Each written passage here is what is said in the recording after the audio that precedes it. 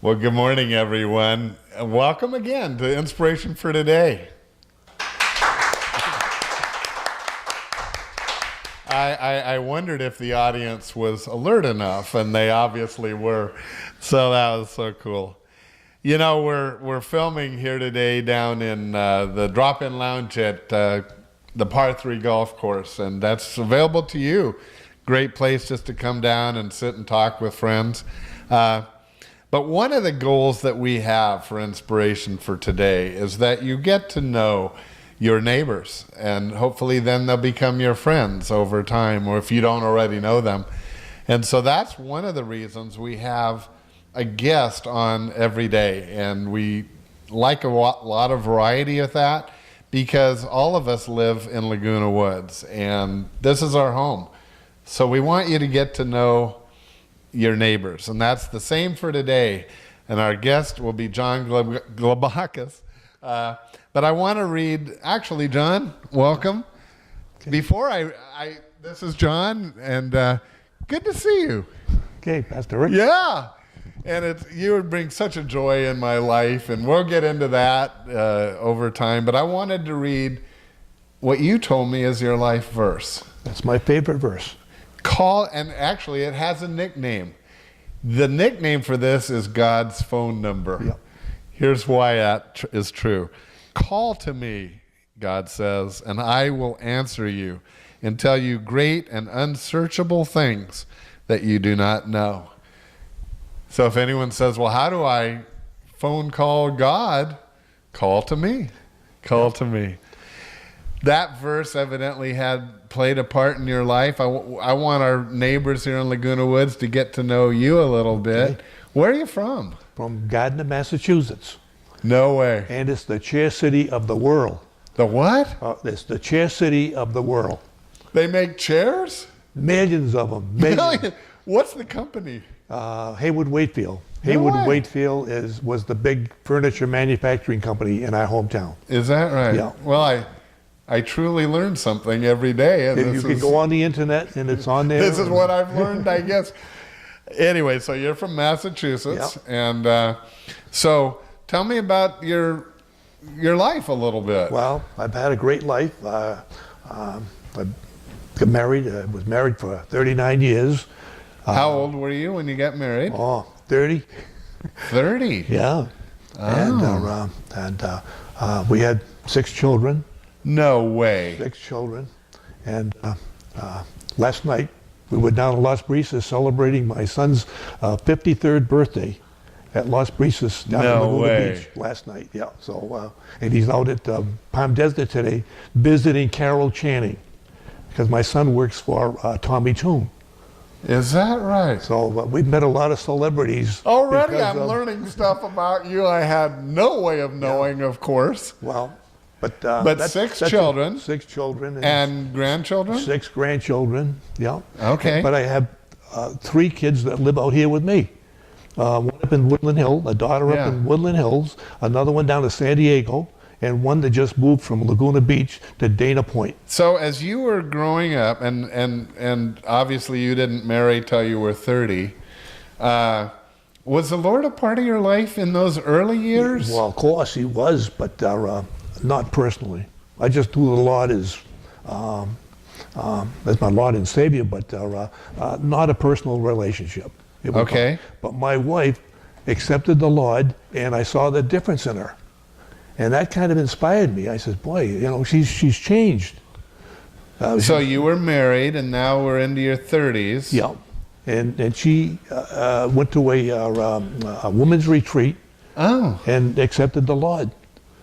And came home and told me what she had did or done. And she thought maybe I should, follow in her footsteps. Sure. And I says, well, no, I want to just stay the way I am. I was pretty stubborn. And so she you are a man.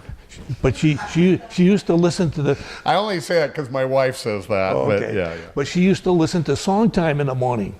This was broadcast from Boston. Song Time with John DeBrine. That's a radio show. I'm not familiar with it. Well, back 40 years, that was the big hit. Sure.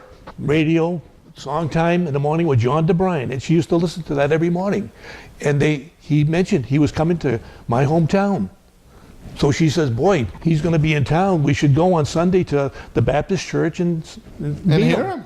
Yeah, and hear his message. So I says, I hate to go, but I'll go. I kind of gave her a hard time about it. I says, I don't trust him. I didn't trust him. Yeah. I says, he's got a good message, but I don't trust him. So I went and I listened to his message, and what he said was, do you know where you're going if you die? So that was kind of a key line. That was a key line in my life.